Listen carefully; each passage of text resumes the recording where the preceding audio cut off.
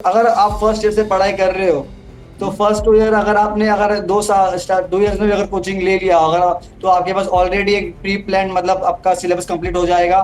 फिर आपको एक आइडिया भी रहेगा, मतलब आप 2 बार सिलेबस कंप्लीट कर सकते हो।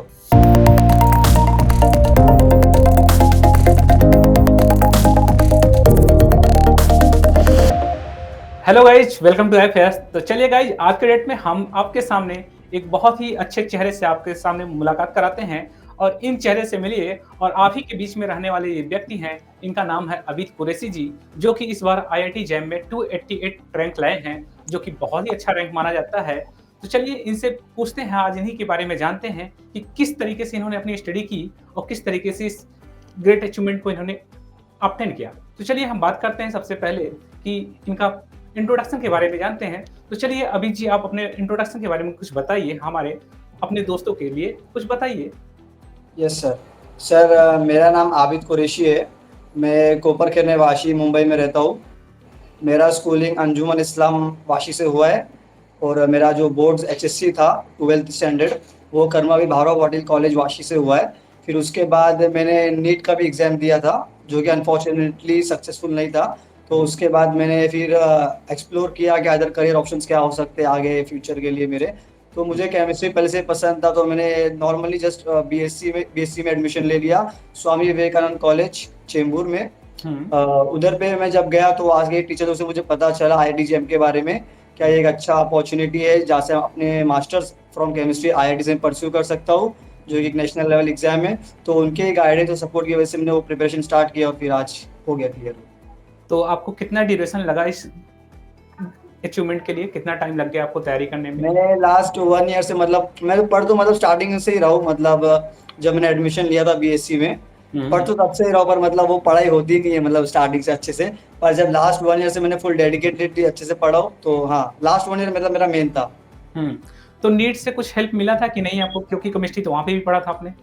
नीट के टाइम पे मैंने थोड़ा ज्यादा मतलब पढ़ा तो था, पर मतलब मैं बहुत ज्यादा मतलब स्टडीज में मतलब ज्यादा फोकस नहीं था, क्योंकि मेरा 10th में मेरा थोड़ा अच्छे मार्क्स आ गए थे। तो शायद उसकी वजह से मैं मतलब सोचा था कि हाँ अब सब हो ही जाएगा, मतलब अच्छा टॉपर था मतलब मैं 10th में क्या बात स्कूल है, में बहुत मेरे। अच्छी बात है। तो शायद थोड़ा वही दिमाग में चढ़ गया था, तो मतलब पढ़ाई इतनी सीधे हुई नहीं थी 12th तक मेरी। ओके, ये यानी मतलब ओवर कॉन्फिडेंस आ गया था कि क्लास हाँ 10th हाँ बोल सकते हो सर, ऐसा मुझे भी कहीं कहीं फील होता है। कि अंदर से महसूस हुआ कि मुझसे अच्छा तो हाँ, कोई कर ही नहीं सकता है। उसकी वजह उसके से पूरा बाद 12th थोड़ी-सी मेरा गलतियाँ थोड़ा होने के बाद आपने इस तरीके से अचीव किया। तो कितना हाँ। टाइम देते थे आप पढ़ाई पे? क्या बोल रहे हो सर? कितना टाइम देते थे आप अपने मैं पढ़ाई नॉर्मली लास्ट 1 ईयर में मैंने जो स्कूल अगर कॉलेज को हटा दूं कॉलेज का टाइमिंग, तो घर पे मैं 4 to 6 आवर्स देता था, मतलब 3 आवर्स में लेक्चर्स देखता था, फिर बाकी 3 आवर्स जो लेक्चर्स पढ़ के हुए, जो रिविजन है जो टेस्ट है वो करता था। तो आपको आईएफएस के लिए किसने सजेस्ट किया था? आईएफएस को मैंने ऑनलाइन यूट्यूब पे देखा था, उधर पे 1 रुपीज का वो टेस्ट सीरीज चल रहा था, तो हाँ, उसके थ्रू में ज्वाइन किया और उसको एक्सप्लोर किया फिर। मतलब ₹1 का कमाल आपको दिखा। हाँ हाँ सर। ₹1 का कमाल आज दिखा। आपके सामने हाँ एक सर। अच्छा खासा हाँ फ्यूचर रखा हुआ है, ब्राइट फ्यूचर, जो कि हाँ। आप इस फ्यूचर के साथ आप कहीं भी जा सकते हैं, वर्ल्ड टूर हाँ भी कर सर। सकते हैं अगर आप चाहें तो। हाँ क्योंकि सर। आईआईटी का जाने का सपना बहुत ही लोगों का होता है और जैसे कि हाँ जल्दी कभी किसी का पूरा नहीं होता, कि चूँकि आपको भी पता है कि इस समय आईआईटी जो है बहुत ही माने जाने कॉलेजेस में गिने जाते हैं हमारे इंडिया में। तो वहाँ पे जो स्टूडेंट होते हैं सबसे बेस्ट माने जाते हैं। हाँ। तो ये तो आपके लिए बहुत ही अच्छी अचीवमेंट मिल गई है। तो आप किस आईआईटीज़ के लिए इस समय ट्राई कर रहे हैं? कौन-सी आईआईटी में जाना चाहते मैंने हैं? जस्ट कल ही काउंसलिंग का फॉर्म भरा हूँ, तो हाँ, मैं अभी एक्सपेक्ट कर रहा हूँ आईआईटी गुवाहाटी, पर लास्ट टाइम 275 पे क्लोज हो गया था और मेरा अच्छा। 288 है। तो मतलब चांसेस है, पर 100% तो नहीं है ये, मतलब लेकिन अगर आईआईटी गुवाहाटी नहीं होता आईआईटी हैदराबाद तो हो ही जाएगा, ये पता है। आईआईटी हैदराबाद भी मिल जाएगा, आईआईटी मद्रास भी हाँ मिल जाएगा अगर आप ट्राई करेंगे। आईआईटी हाँ बॉम्बे मुश्किल है थोड़ा-सा, बट हाँ। इसमें भी ट्राई कर सकते हैं आप। हाँ इन सर सभी ठीक है। आईआईटी में ट्राई कर हाँ सकते हैं। आईआईटी हाँ। कानपुर डेफिनिटली मिल जाएगा अगर आप ट्राई करेंगे तो। हाँ सर। तो फिर आपके इनके इस इन सभी चीज़ों के पीछे किसका मेन रोल रहा आपके पीछे, कि जो आप यहाँ तक पहुँचे? ये क्या रोल मॉडल रहा? किसी को आपने ये माना होगा कि इनके थ्रू इन्हीं के जैसा बनना है? किसी को ऐसा था? किसी को लेकर के कि इन्हीं के जैसा मुझे फ्यूचर में करना है? ऐसा डेडिकेटली से किसी को तो मतलब मैं रोल मॉडल सोचा नहीं था, क्योंकि केमिस्ट्री में मतलब कोई जल्दी कोई करता ही नहीं है, मतलब बीएससी एमएससी सब नीट या फिर जेडबलई के थ्रू ही कर जाते ज्यादा से ज्यादा बच्चे तो। पर फिर भी अगर मतलब इसका पूरा अगर मैं किसी को मतलब देना चाहूंगा श्रेय, तो फिर वो मेरे पेरेंट्स हो गए। उन्होंने मतलब मुझे हर बार सपोर्ट किया, हेल्प किया, मतलब जो भी करियर ऑप्शन मैंने लेना चाहा मुझे हुँ, उसका मतलब फुल सपोर्ट था। मैं अपने बड़े डैडी मतलब मेरे डैडी के जो ब्रदर है हुँ, उनको बड़े भी बहुत बड़ा मतलब रोल मॉडल मानता हूँ कि उन्होंने मुझे हमेशा हेल्प किया। जो मुझे पढ़ना था मुझे उसमें मतलब कभी ऐसा ना नहीं बोला कि नहीं ये मत करो ये करो, जो पढ़ना है वो पढ़ो, मतलब अच्छे से पढ़ो, ऐसे ही था, घर से पूरा सपोर्ट था। तो क्या लगता है कि आपको तीनों केमिस्ट्री रिक्वायरमेंट है आपको क्वालीफाई करने के लिए? बच्चों को थोड़ा बताइए कि तीनों केमिस्ट्री पढ़ना ज़रूरी है या 2 से ही काम चल जाएगा या तीनों पढ़ना हाँ, कंपल्सरी है? क्या जैम लगता का पर्सपेक्टिव देखे तो तीनों पढ़ना जरूरी है है? मेरे हिसाब से तो, क्योंकि इस बार फिजिकल डोमिनेट हो गया था। फिजिकल का जो था वो डोमिनेटिंग था बहुत ज्यादा। मैं मतलब ऑर्गेनिक से तो मतलब मुझे भी थोड़ा डर लगता ही है, मतलब बहुत थोड़ा थोड़ा टफ है मतलब तीनों के कंपैरिजन में। हाँ, तो तीनों पढ़ना ही चाहिए, क्योंकि तीनों का इक्वल वेटेज आता है। पर कभी कभी क्या पता जो एक पार्ट तुम छोड़ के जा रहे हो फिजिकल इनऑर्गेनिक, और वही ज्यादा डोमिनेट कर दिया। जैसे इस बार कोई बच्चा फिजिकल छोड़ के गया होगा, ऑर्गेनिक इनऑर्गेनिक किया है, तो मतलब तो उसका आधा मतलब बहुत सारा पेपर तो उसको छूट ही गया होगा फिर वैसे बिल्कुल, तो बिल्कुल। तीनों ही पढ़ना चाहिए। तो इससे ये पता चलता है कि तीनों सब्जेक्ट आपके लिए बहुत इम्पोर्टेंट है। हाँ, तो जो भी बच्चे अगर इस वीडियोज़ को देख रहे हैं, वे लोग भी इनसे अपना रोल मॉडल समझ करके इनके बिहाफ़ पे तैयारी कर सकते हैं। इन्होंने कहा कि तीनों सब्जेक्ट कंपल्सरी है, जो कि आप ही के बीच में है, तो आप ज़्यादा अच्छे से समझेंगे इनकी बातें। तो आप अगर इस वीडियो को देख रहे हैं, तो आप लोग ज़रूर कोशिश करिएगा कि तीनों सब्जेक्ट पे कोशिश करिएगा कमांड रखने का, क्योंकि आईआईटी जैम में क्वेश्चंस कभी भी ये फिक्स नहीं होता कि हमारा 17 क्वेश्चन इनऑर्गेनिक से आएँगे, 17 क्वेश्चन ऑर्गेनिक से आएँगे या फिजिकल से आएँगे।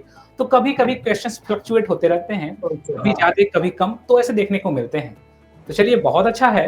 तो और कुछ बताइए अपने बारे में कि घर में कौन-कौन है?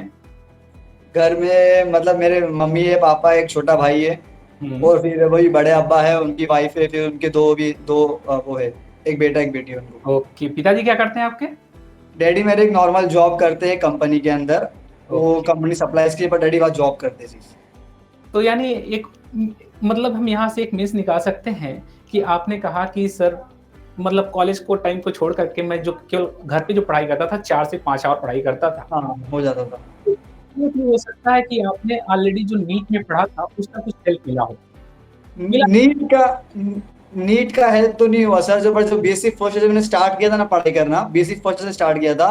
तो जो फर्स्ट और सेकंड ईयर जो था मेरा, मतलब मैं नॉर्मली पढ़ता था, मतलब मेरा सिलेबस ऑलमोस्ट कंप्लीट हो गया जैम का उस 2 ईयर में। मतलब मैं बहुत स्लो पढ़ता था, मतलब दिन में 1-2 लेक्चर देख लिया तो वो बस बहुत हो गया। मतलब नॉर्मली बहुत स्लो, मतलब उसका मेरा सिलेबस कंप्लीट हो चुका था फर्स्ट 2 ईयर्स के अंदर ही। जो थर्ड ईयर था मैं सिर्फ रिविजन और टेस्ट में मतलब किया हूँ। ओके, बहुत अच्छी बात है।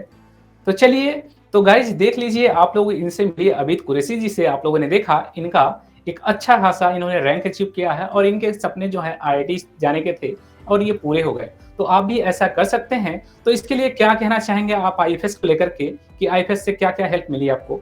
हाँ, आईएफएस से मैं तो यही बोलूंगा, एग्जाम के एक दिन पहले भी मैंने आईएफएस का एक टेस्ट दिया था। हुँ, नॉर्मल जो मॉक टेस्ट था वो जो 1 रुपए वाला था, उसमें 10 टेस्ट आए थे। तो लास्ट टेस्ट मेरा बचा था और एक दिन बचे थे, तो 4 बजे के टाइम मैंने वो टेस्ट दिया था। मुझे उसमें कुछ 61 आया था। तो हाँ। हाँ, उसमें भी 61 आया था, तो मुझे थोड़ा उस टाइम भी डर लगा, मतलब अभी 61 आ रहा है, कल क्या होगा ये वो। हाँ। पर नहीं, जितना टेस्ट दिया था उसके थ्रू ही मतलब क्वेश्चंस थे, सिमिलर टाइप क्वेश्चंस थे, हेल्प हुआ उससे ही बहुत। ओके, तो यानी आपका कहना है जो टेस्ट यहाँ पे आप लोगों ने आपने अटेम्प्ट किया था, उस टेस्ट से बहुत सारे क्वेश्चन्स देखने को मिले। उस हाँ, हुआ हेल्प। हाँ क्वेश्चन सर। कांसेप्ट आपको मिल गया। हाँ मतलब सर। कि आपको काफ़ी कुछ हेल्प मिला आईएफएस से। तो हाँ देख सर। सकते हैं गाइज़ यहाँ पे, तो आपको क्या लगता है कि कोचिंग ज़रूरी है बच्चों के लिए कि नहीं? कोचिंग वो तो सर, अगर आप फर्स्ट ईयर से पढ़ाई कर रहे हो तो हुँ, फर्स्ट 2 ईयर अगर आपने अगर 2 साल स्टार्ट 2 ईयर्स में भी अगर कोचिंग ले लिया अगर तो आपके पास ऑलरेडी एक प्री प्लान मतलब आपका सिलेबस कंप्लीट हो जाएगा। फिर आपको एक आइडिया भी रहेगा, मतलब आप 2 बार सिलेबस कंप्लीट कर सकते हो।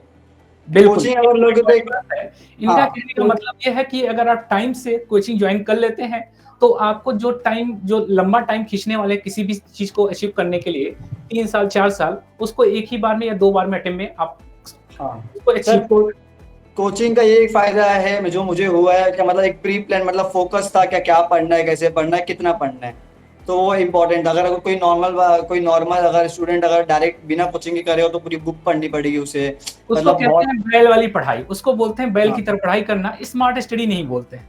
तो हाँ सर। जैसे कि आपने बताया कि सर अगर हम कोचिंग के थ्रू हैं तो हमें एक प्रॉपर वे में पता होता है कि इसका ये टॉपिक है, इतना हमारे इससे रिलेटेड क्वेश्चंस एग्जाम में देखने को मिलते हैं। ये हाँ आप सर। बस कहना चाहते हैं। हाँ सर।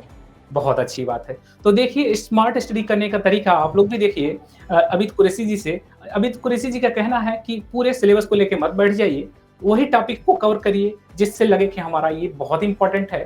तो इसका मतलब ये है स्मार्ट स्टडी करिए और स्मार्ट तरीके से सिलेक्शन लीजिए। ये नहीं कि पूरी बुक लेकर के बैठ गए और उसमें आप थ्योरी देख रहे हैं थर्मोडायनामिक्स क्या होता है। तो थर्मोडायनामिक्स तो समझ ही जाएँगे, जब उसके कांसेप्ट समझेंगे तो थर्मोडायनामिक्स क्या होता है ये भी पता चल ही जाएगा। तो चलिए बहुत अच्छी बात है। तो चलिए आज के लिए जो हमारे इनसे मुलाकात हुई, इनसे मुलाकात करके बहुत ही बेहद खुशी हुई। चलिए इसके लिए थैंक यू। बहुत-बहुत बधाई हो कुरैशी जी और थैंक यू आप सर। अच्छे जगह पे जाइए और थैंक अच्छी यू। और आगे का क्या गोल है आपका? मेरा आगे मुझे पीएचडी करना है अब्रॉड से, यही अभी सोच रहे हैं। बहुत अच्छी बात है। फिर तो डेफ़िनेटली मिल जाएगा जैसे ही आप एमएससी कंप्लीट होंगे, उससे पहले ही एमएससी फर्स्ट ईयर कंप्लीट होते ही आप ट्राई करते रहिएगा। हाँ मेल सर। करते रहिएगा, कहीं न कहीं रिस्पॉन्स मिलेगा, तो आप जा हाँ। सकते हैं। आपके लिए बहुत यस। अच्छा खासा अपॉर्च्युनिटी मिलेगा। और जैसे कि आईआईटीज़ का टैग लगने से ही आपके लिए अब सब सारे दरवाजे खुल गए हैं। आप कहीं भी हाँ जाना सर। चाहें तो आप जा सकते हैं। दरवाज़ा डेफिनेटली। खुलना एक बार ज़रूरी होता है, दरवाज़ा खुल गया, तो अब उस दरवाजे के अंदर चाहे जितना ऊपर जाना चाहें, जा सकते हैं। वो हाँ डिपेंड सर। करता है आपके ऊपर कि आपने अपने टारगेट को कितना सेट किया है। कुछ लोग टारगेट जाने के बाद आईआईटी में पहुँचने के बाद पहली गलती हाँ। मत दोहराइएगा, जो पहली गलती किए थे उस हाँ, गलती वो को नहीं। दोहराइएगा हाँ, कि इस वो बार नहीं। कि मैं इस बार आईआईटी में पहुँचूँ और फिर से वही हाँ। कॉन्फिडेंस आ जाए कि मेरे जैसा हाँ, कोई है ही नहीं, ये चीज़ नहीं लानी है। इस बार तो इस नहीं है। तरीके से आप ये काम करिएगा और हाँ आगे सर। का आपका फ्यूचर अच्छा हो, उसके लिए हम अभी से अग्रिम शुभकामनाएँ दे रहे हैं आपको।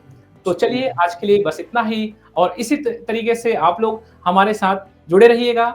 Okay guys, thank you and happy learning. Bye bye. Thank you sir.